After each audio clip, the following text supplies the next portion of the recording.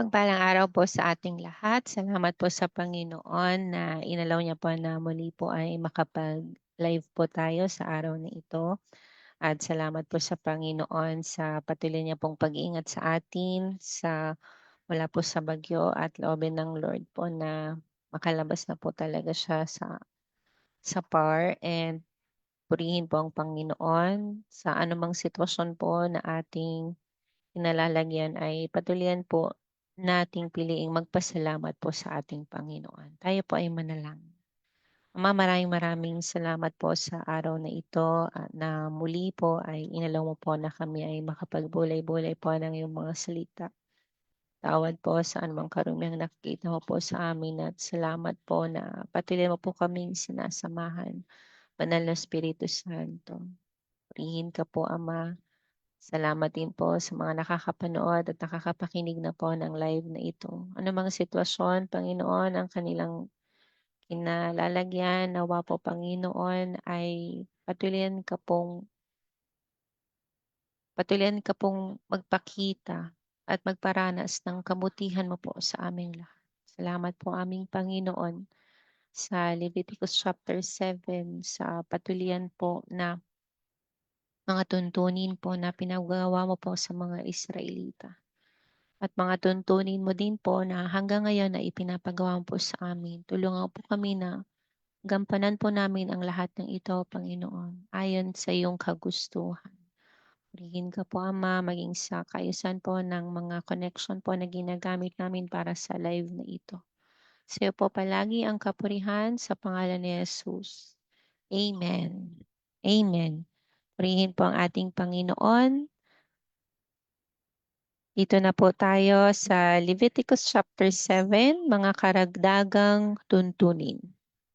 Ito ang mga tuntunin tungkol sa handog na pambayad ng kasalanan. Napakabanal ng handog na ito. So di po ba ay na pag-aralan po natin just this week po yung kung ano po ba yung ibig sabihin po ng kasalanan. Ibig sabihin po nito ay missing the mark po. May mga bagay po tayo na alam pero hindi po natin ginagawa. Kapag po nangyari ito, na alam po natin na magandang bagay pero hindi po natin ginawa, tayo po ay nagkakasala. So ito po yung mga tuntunin na ipinagkaloob ng ating Panginoon para po sa mga Israelita para po pampayad ng kanilang kasalanan. At ito pong mga handog na ibibigay po dito ay napakabanal na handog. Ang handog na pambayad ng kasalanan ay doon papatayin sa pinagpapatayan ng mga handog na sinusunog at ang dugo nito ay iwiwisik sa paligid ng altar. Ang lahat ng taba nito ay ihahandog, ang matabang buntot, ang tabang bumabalot sa lamang loob, ang mga bato at ang taba nito, pati na ang maliliit na bahagi ng atay. Lahat ng ito ay susunugin ng saserdote sa altar bilang handog sa Panginoon sa pamamagitan ng apoy. Ito'y handog na pambayad ng kasalanan. Ang matitira ay maaring kainin ng mga anak na lalaki ng mga saserdote. Pero dapat nila itong kainin doon sa banal na lugar dahil napakabanal nito. Iisa ang tuntunin sa handog sa paglilinis at sa handog na pambayad ng kasalanan. Ang karne sa mga handog na ito ay para sa saserdoteng naghandog nito. Ang balat naman ng hayop na inialay bilang handog na sinusunog ay para rin sa saserdoteng nag-alay nito. Ganoon din sa lahat ng handog na butil na inialay bilang handog ng pagpaparangal sa Panginoon na niluto sa hurno o sa kawali. Ang makikita po natin dito na talagang every handog po ng mga Israelita, may parte po na ibibigay sa saserdote. Po, talagang base din naman po talaga sa Biblia na talagang subject po na pagpalain po natin ang mga nagpapagal po para sa Panginoon. Subject po na i-bless po natin sila. Po, sa bawat bagay din na ipinagkakalob sa atin ng ating Panginoon. At ang lahat ng handog na pagpaparangal, may halo man itong langis o wala, ay para na sa mga saserdoteng mula sa angkan ni Aaron at paghahati-hatian nila ito ng pantay-pantay. Ito naman ang tuntunin tungkol sa handog pangkapayapaan. Kung ito'y inihandog bilang pasasalamat, ang handog ay sasamahan ng tinapay na walang pampaalsa. Ito'y maaaring makakapal na tinapay na yari sa harinang minasa sa langis o maninipis na tinapay na pinahiran ng langis o tinapay na yari rin sa harinang minasa sa langis. Ang mga ito ay isama sa tinapay na may pampaalsa at sa handog pangkapayapaan bilang pagpapasalamat. Sa bawat uri ng tinapay ay magbubukod ng isang ihahandog kay Yahweh at ito'y kukunin ng saserdoteng nagbuhos ng dugo ng handog pangkapayapaan. Ang laman ng handog pangkapayapaan bilang pagpapasalamat ay kakainin lahat sa araw ng paghahandog. Walang dapat itira para kinabukasan. So dapat ay kainin lahat sa araw na iyon. Hindi pwedeng magtira para sa kinabukasan. Ito po ang utos ng Panginoon para sa handog na ito. Ngunit kung ang handog pangkapayapaan ay panata o kusang loob, makakain iyon sa araw ng paghahandog at ang matitiray maaaring kainin sa kinabukasan. Kung mayroon pa ring natira sa ikatlong araw, dapat na itong sunugin. Kapag may kumain pa nito, ang handog na iyo'y hindi tatanggapin at mawawalan ng kabuluhan. Sabihin nga po, mawawalan ng kabuluhan. Po. So, syempre, every time na maghahandog ang mga Israelita, ang gusto nila ay tatanggapin ito talaga ng Panginoon. Syempre, every time din naman, kahit naman sa ating panahon ngayon, gusto natin yung mga inihahandog natin sa Panginoon ay magiging katanggap-tanggap po talaga sa Kanya. So para hindi mawalan ng kabuluhan yung inihandog ng mga Israelita, kailangan ay hindi ito umabot ng 3 days. Ito po, dapat ay for example, ngayon sila araw naghandog. And then kung ito'y handog pang kapayapaan bilang pasasalamat, dapat kainin na ito sa kainin na walang matira po sa araw within that day. Pero kung handog naman pang kapayapaan na kusa o panata o pledge o promise, makakain iyon for this day hanggang sa next day. Pero yung ika 3 days, hindi na po pwede. Dapat na itong sunugin. Kapag may kumain pa nito, mawawala na po ng kabuluhan yung kanilang naging handog. Ibig sabihin, uulitin ulit nila yung proseso. Iyo'y magiging kasuklam-suklam at pananagutin ang sino mang kumain niyon. Ang handog na karneng nadampian ng anumang bagay na marumi ay hindi dapat kainin. Dapat itong sunugin. Ang sino mang malinis ayon sa batas ay maaring kumain ng karneng ito. Ngunit ang kumain ng karneng handog pangkapayapaan ng di nararapat ay ititiwalag sa bayan ng Diyos. Biruin niyo po, no? Talagang sino mang malinis ayon sa batas, ayon lamang po sa tuntunin na ipinagkaloob ng Panginoon, yun lang po yung pwedeng kumain ng karneng ito. Po. Specifically nga po yung galing po sa lahi po ni Aaron or ng mga Levita. Ngunit, ang kumain ng karneng handog pangkapayapaan ng di nararapat ay ititiwalag. So pag sinabing ititiwalag, hindi na po sa ituturing na Israelita. Ititiwalag sa sambahayan ng Diyos ang sino mang makahawak ng marumi, tao, hayop o anumang bagay na karumal-dumal at pagkatapos ay kumain ng handog pangkapayapaan. So kasi pag nakahawak po sila ng marumi, po, pag sinabing marumi, po yung for example, yung babae ay merong buwan ng dalaw, itinuturing po siyang marumi.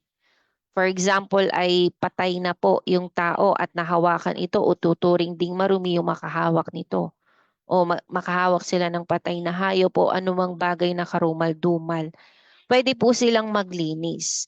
Pero kung nakahawak po sila ng ng mga marumi ayon po sa kanilang mga tuntunin, tapos ay kumain pa ng handog pangkapayapaan, ay talagang ititiwalag na po sila sa sambahayan ng Diyos. Po, ganan po kahigpit po ang Panginoon sa kanyang mga tuntunin mula noon hanggang sa ating kasalukuyang panahon.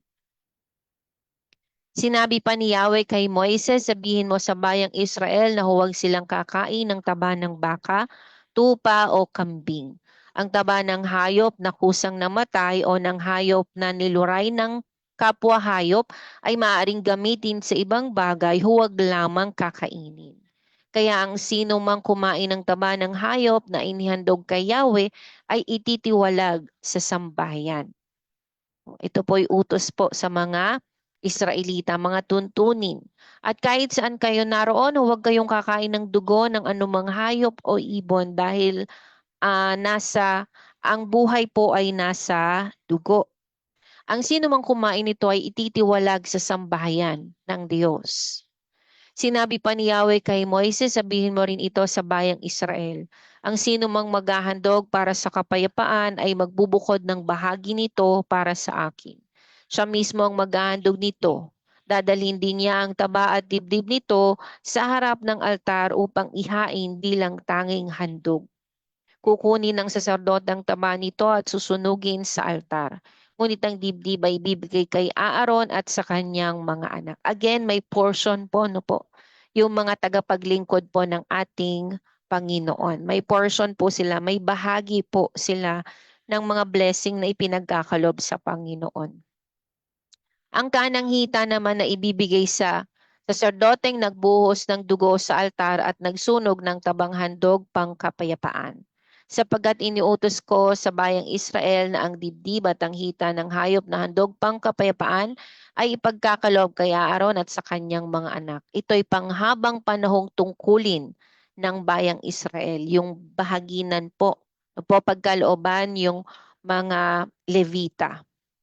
Ito nga ang bahagi ng handog kay Yahweh na nakalaan kay Aaron at sa kanyang mga anak mula nang sila'y gawing mga saserdote para kay Yahweh. Nang araw na iyon, iniutos ni Yahweh na ito'y ibigay sa kanila. Ang tuntuning ito ay dapat tuparin ng bayang Israel habang panahon. Ito ang mga tuntunin tungkol sa mga handog na susunugin, handog na pagkaing butil, handog para sa kapatawaran ng kasalanan, handog na pambayad sa kasalanan, handog sa pagtatalaga at handog pangkapayapaan. Iniutos ito ni Yahweh kay Moises sa bundok ng Sinai noong sila'y nasa ilang, ng araw na ang mga Israelita utusan ni Yahweh na maghandog sa kaniya. So sabihin mo nga po, iniutos ni Yahweh. So ito po ay utos po ng ating Panginoon kay Moises at si Moises po irerelay ito sa mga Israelita upang magampanan po ng mga Israelita ang kanilang dapat gawin. Sabihin mo nga po, handog. Po. So ang mga handog po na ito ay nagpapakita ng pagbibigay pugay at pag-aalay ng sarili na nagpapahayag ng ating pagsamba at pagsunod sa mga kagustuhan ng Panginoon. Sabihin mo nga po, pagsunod.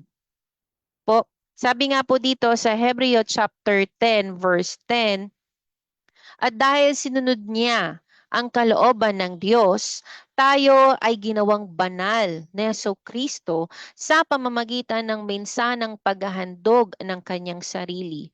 At iyon ay sapat na. Po, dahil po sa pagsunod ni Jesus sa kalooban po ng Diyos Ama, tayo po ay ginawang banal ni Jesus. Bakit po tayo dapat gawing banal? Bakit po tayo ginawang banal ng ating Panginoon?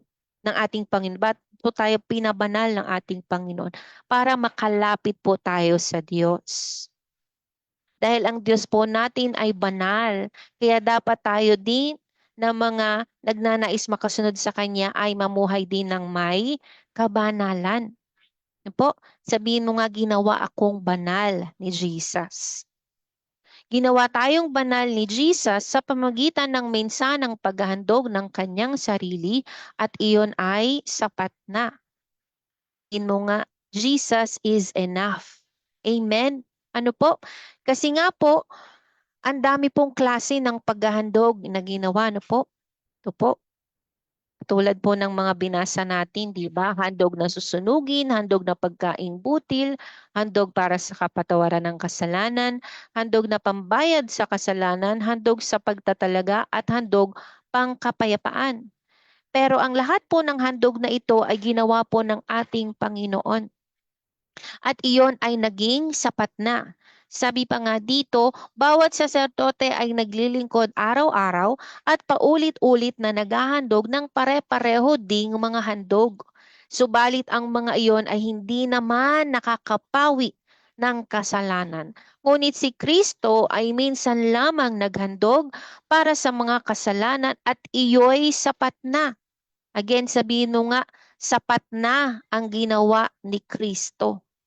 Yes, no po. Kasi yun nga, kung babalikan nga natin ang panahon ng mga Israelita, yung bawat saserdote, araw-araw po sila naglilingkod, paulit-ulit po na naghahandog ng mga pare-pareho ding mga handog kasi nakasaad na mga tuntunin, mga rules and regulations. Na ito, paghandog, ito ang gagawin para sa handog pangkapayapaan, ito ang gagawin para sa paghandog ng kasalanang di sinasadya. Ito naman yung handog na gagawin para sa kasalanan. Ito din yung handog para sa pangkapayapaan. No po, talagang marami pong rules and regulations. Pero sabi dito, subalit ang mga iyon ay hindi naman nakakapawi ng kasalanan. Ngunit si Kristo ay minsan lamang naghandog para sa mga kasalanan at iyo'y sapat na. Pagkatapos ay umupo siya sa kanan ng Diyos.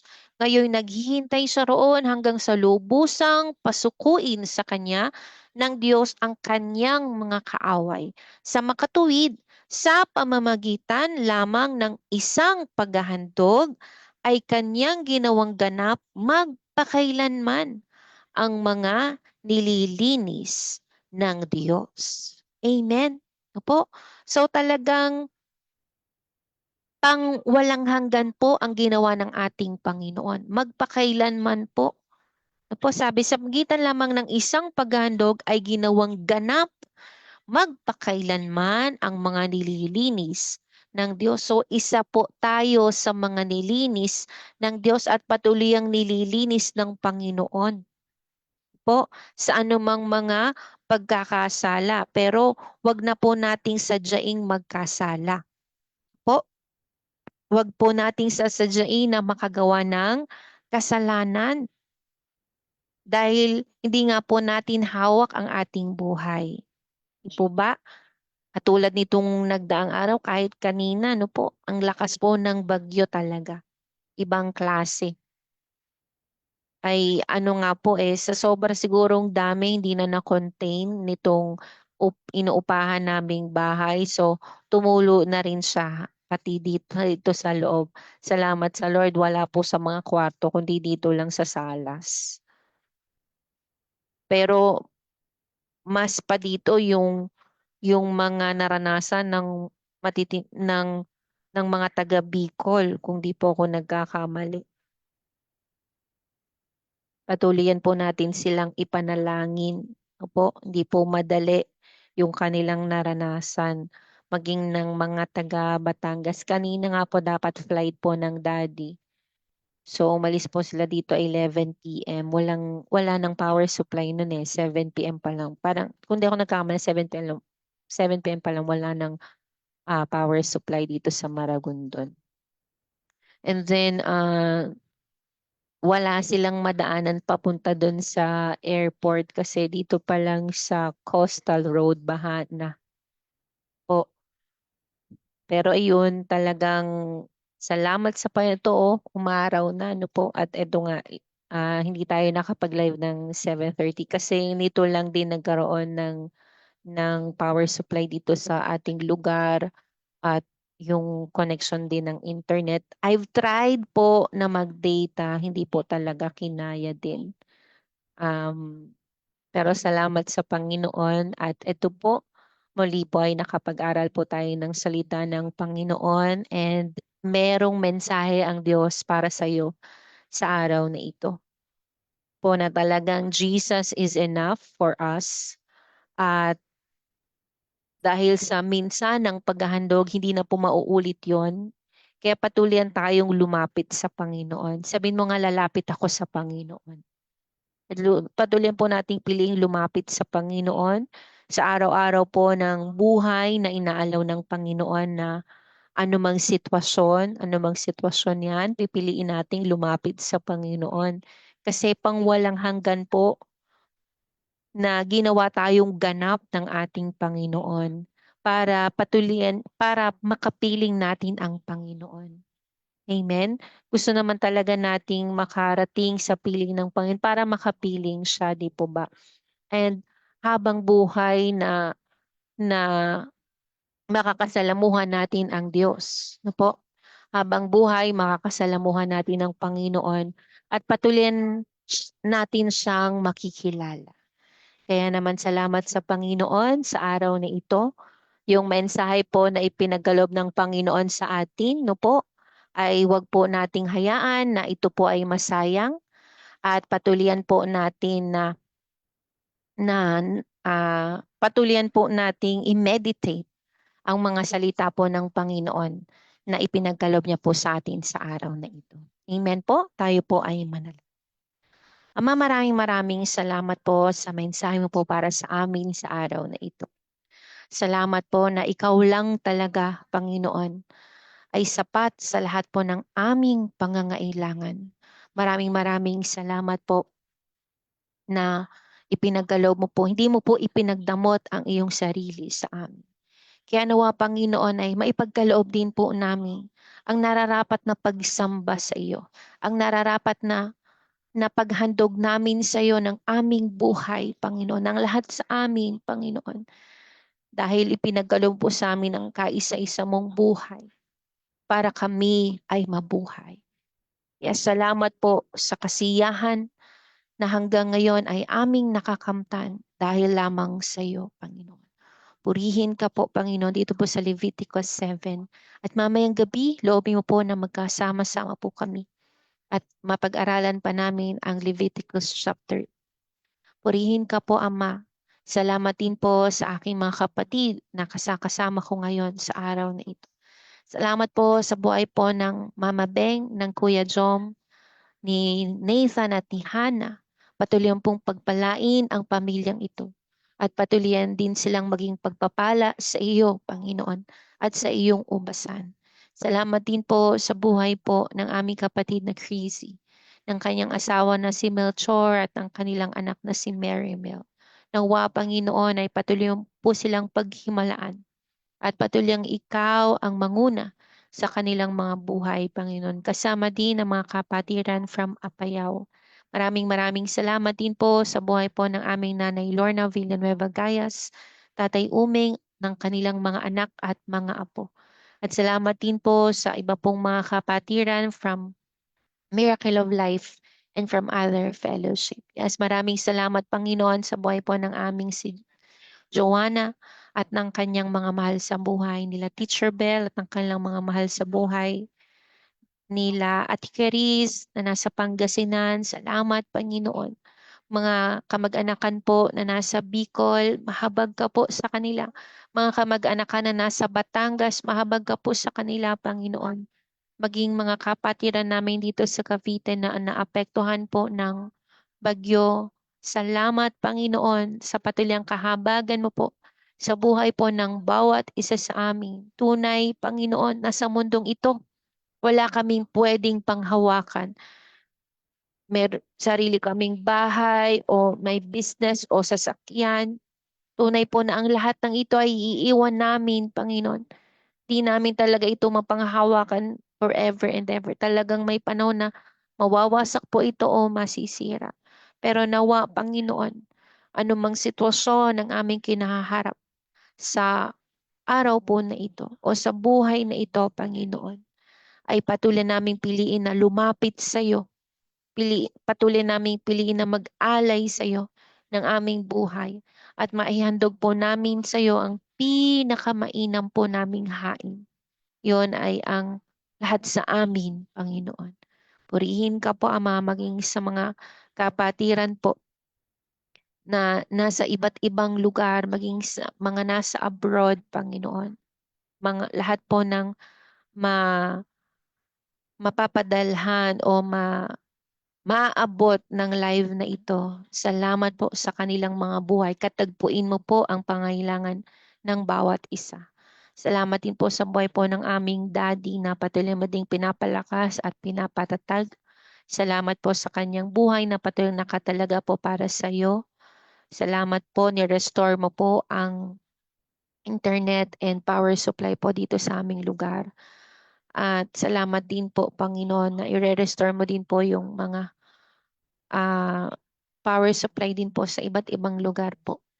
Salamat po aming Panginoon. Patuloy kaming umaasa at nagtitiwala sa iyo. Pakiingatan po si Tito Paul sa pag-uwi po sa kanilang lugar, maging sa buhay po ng Nanay Nelia. Patuloy himalaan po kay Papa Mar sa buong Cruz de Matalapas. Salamat po aming Panginoon sa buhay ni Deng at ni Lucille, ni Dykes, ng aking nag-iisang asawa at ng aming mga anak, ni Mike at ang kanyang buong pamilya. Salamat po aming Panginoon.